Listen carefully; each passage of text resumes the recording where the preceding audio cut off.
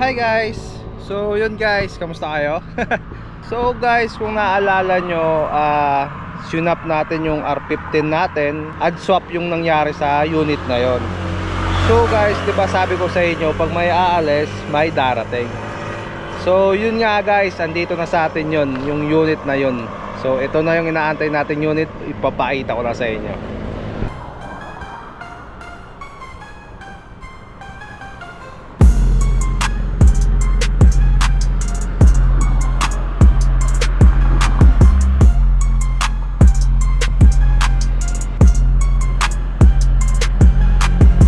At ito na nga ang ating sasakyan mga idol. Ang ating unit ay Mazda 3 2008 model na pearl white. Kung makikita nyo ay meron din siyang konting modification. At ang nagdala dito ay yung kanyang mags. Ito talaga yung pinaka nagustuhan ko dito sa unit na to kaya nabili ko rin to And ito pala ay naka-ano rin siya guys, naka lowering spring. Kung makikita nyo naka lowered siya. Itong mags na to ay pang RX-7 na Mazda, yung sports car guys. So dito pa lang sa mags natin ay nagkakahalaga na to ng 65,000 pag brand new yung mags. So bali yun lang, mags lang talaga yung kanyang modification at yung kanyang spring nga. And yun, kung makikita nyo ay napakaganda, di ba? Kumbaga ano lang siya guys, clean look. Yan. At least kahit papano ay maganda ang kanyang dating, di ba? Kung titignan nyo naman dito sa unahan, yan, talagang old model na siya guys. So, pero okay lang, pogi naman. Yung nagdala dito is yung kanyang headlight din. Kung makikita nyo, yan o, parang angel eye no. Pero pwede nga siya palitan guys kung magkapera din tayo soon. So yan guys, ano pang hinihintay natin? Tara, i-test drive natin. Oops. Woo! Diba? Solid ba mga idol? Susi. Di susi pa siya guys Well, 2008 model, talagang di susi pa.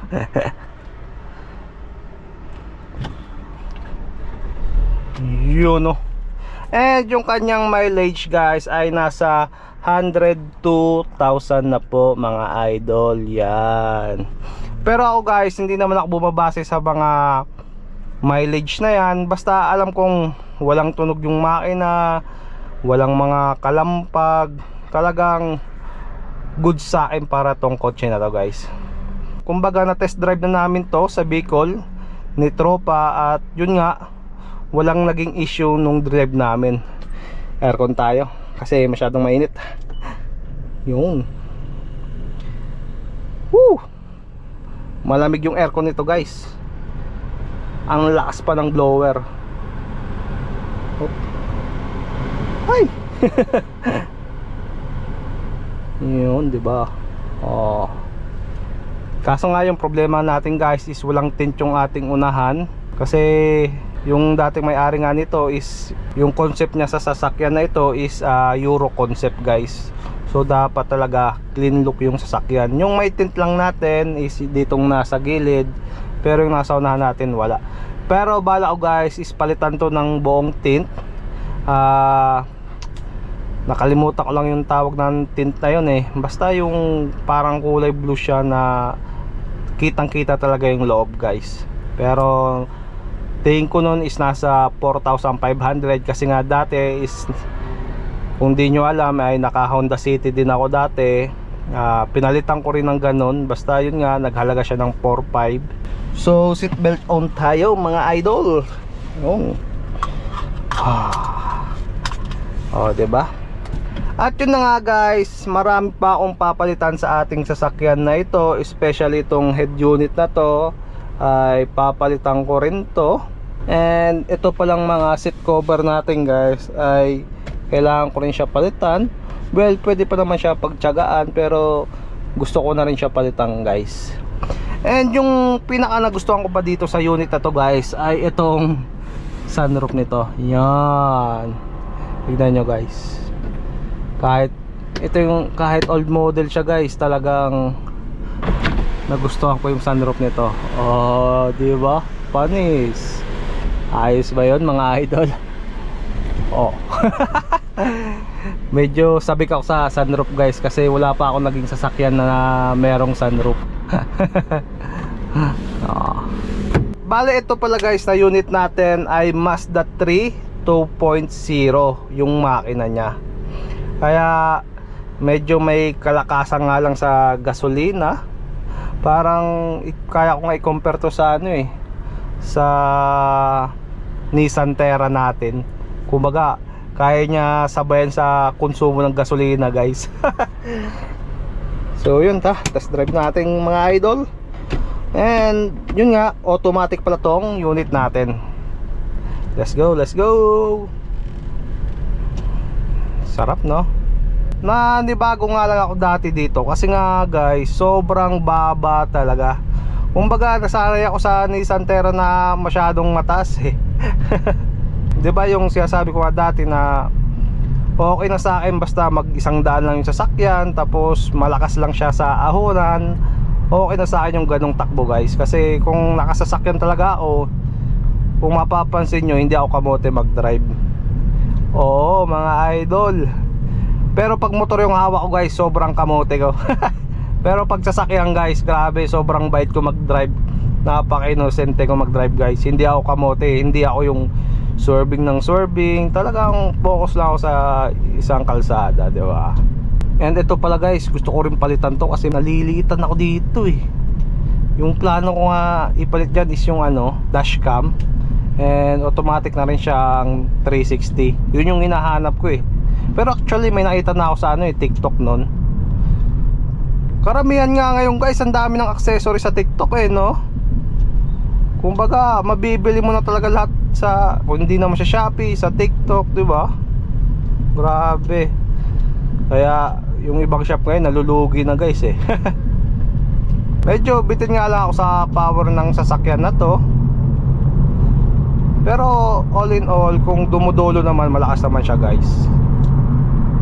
Pero yung lang yung nabibitin ako is yung kanyang pickup. Bale, ito palang unit na to guys ay nakuha ko ay Boss Peran. Yan.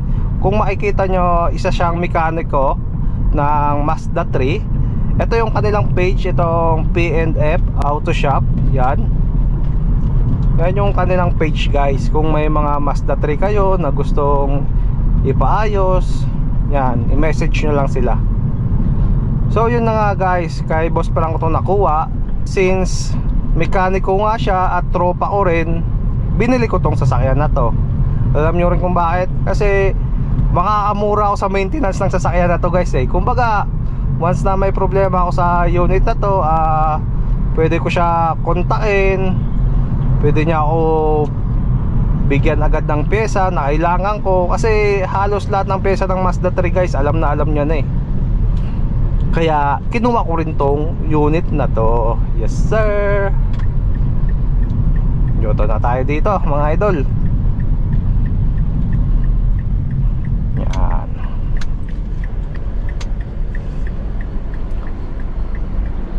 Hopya, paraan po. Yun.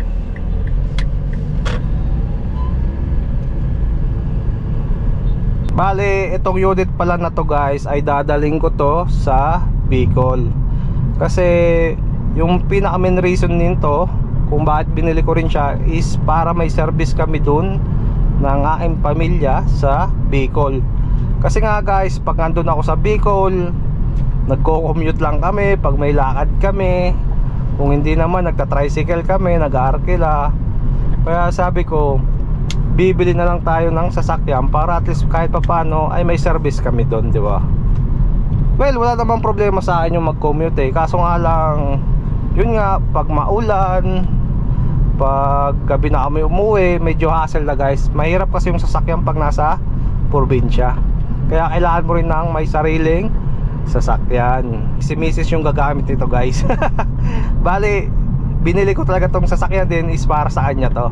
Sayang no, big bike na sana guys. Pwede na sana ulit tayo bumili ng big bike mga idol. Kaso yun nga, syempre priority first tayo mga idol. Next time guys, makakabili rin tayo ng ating big bike. Pero unahin muna natin yung dapat unahin. Kumbaga sabi nga ni Dominic Toretto, family first. So baka sabihin ng iba, bakit old model yung kinuha natin? Well, old model yung kinuha natin kasi yun lang yung pasok sa budget natin. And especially since first car nga to ng aking misis, kailangan ko rin ng medyo mura yung mga pyesa. Kasi for sure, once na first car mo yan or first na gamit mo yan, talagang di mo maiiwasan na magasgasan yung unit mo, guys.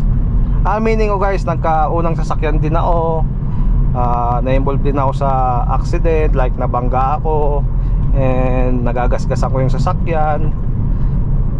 Mas ano, guys, kumbaga parang di ko alam, basta talaga first car mo o kaya first motorcycle mo, guys, ganun talaga. And especially, guys, pag once na masyado mong iniingatan yung gamit mo, di ko alam, mas lalong nagagasgas o mas lalong nasisira. Ramdam nyo ba yun? O ako lang yung ganun, guys? Di ko alam, pero halos ganun yung nangyayari sa akin. Iniisip ko nga baka bumalik yung era natin sa pagiging maadikin sa sasakyan, mga idol. Kasi nga dati medyo na-addict rin ako sa sasakyan ko nung nagkaroon ako ng Honda City.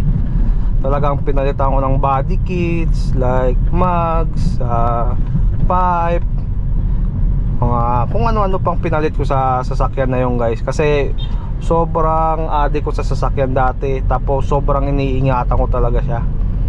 Well, yung pag-iingat naman is talagang kailangan yung tipong ano ba, maluho ba sa sasakyan. Mukhang babalik na naman yung era na yun. Di ba, dumating nga yung summer, sobrang init magmotor, mga idol. Kaya hindi talaga ako masyado nakakapagmotor na, kasi puro na naman tayo sasakyan. Ito yung naasar lang ako dito, guys, kasi itong salamin natin is walang tint.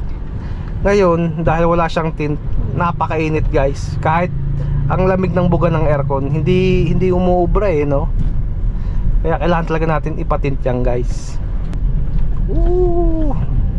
Pero grabe, guys, nakakamiss mag-drive ng sedan. Lalo na kung galing ka sa malaking sasakyan. Yun. Ibabiyahe ko pa naman to, guys, siguro November o December. Ibabiyahe ko to sa Bicol. At ang malupit doon, baka mag-isa lang ako bumiyahe. Sana nga maging okay din yung biyahe natin noon, para at least, kumbaga, walang problema at walang gastos. Aray, ang lalim. Aray, ang sakit. Sumayad ako, guys. Gagi. Yun ang sinasabi ko sa inyo, kaya mahirap talaga yung lower dito sa amin, kasi nga sobrang daming humps. Unlike dun sa probinsya namin, Tanaya, Dispaltado, talagang walang problema yung ano dun, naka-lowered. Dito sa amin, mapapaaray ka talaga, parehas na nun, diba? Ang sakit. Parang ako yung nasaktan, no? Nung nakuha ko nga to kahapon, guys, itong unit na to, agad ko siya binilhan ng zoom sa side mirror. Yan, no, kung makikita nyo yung bilog dyan sa side mirror. Kasi nga, guys, nabablind spot ako sa gilid ng sasakyan natin. Kasi kung nakita nyo yung Nissan Terra natin, once na lumiliko nga ako, ay ginagamitan ko ng camera 360. Kumbaga nasanay ako sa ganun, Kaya dito, di ko na nakikita yung gutter kung tatamaan ko na. Kaya sabi ko, bilang ko agad ng zoom na side mirror. Ay, basta itong zoom na side na salamin. At yung nagustuhan ko rin dito, guys, is yung kanyang speakers. Kasi ano to, parang pinalitan na ng dating may-ari. Kumbaga ang ganda ng bass. Solid na solid siya, guys. Itong sasakyan na to, parang konti na lang yung gagalawin mo. Actually, maganda na nga siya, konti na lang, kumbaga parang konting linis lang, di ba? Pwede na to maisabayan sa mga Euro concept, mga idol. Kasi yung Euro concept na yon is, kung makikita nyo, parang clean look lang siya na naka-lowered at mugs. Syempre clear tint lang. Mga ganong setup lang, guys. Pasok na kayo sa Euro concept. So guys, dito ko na tatapusin yung vlog natin. Quick share lang tayo about sa ating bagong sasakyan. So yun lang, huwag nyo kakalimutan mag-like, share, and subscribe sa ating YouTube channel. So thank you for watching.